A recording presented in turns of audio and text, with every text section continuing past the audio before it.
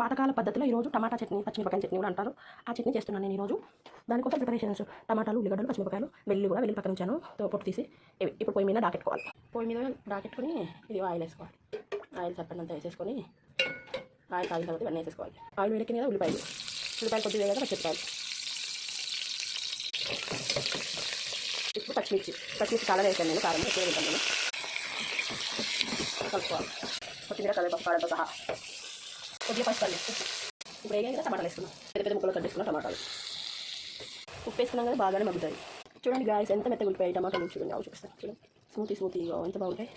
అయిపోయింది. చల్లన్నాక రుబ్బుకోవడమే. రోడ్ మీద రుబ్బుకోవచ్చు, మిక్సీ రుబ్బుకోవచ్చు. నాకు ఇప్పుడు రోల్ అవైలబుల్ లేదు, నేను మిక్సీలో రుబ్బుకుంటాను. మా ఊళ్ళో ఇలానే చేస్తారు. మా సైడు మరి కొల్లాపూర్ బర్రెలక్క ఊరు సైడ్ వాళ్ళు బర్రెలక్క మిక్సీ గిన్నెలో వేసుకొని మిక్స్ చేసుకుంటే చట్నీ రెడీ. దోశలోకి, అన్నంలోకి, దేంట్లోకైనా బాగుంటుంది.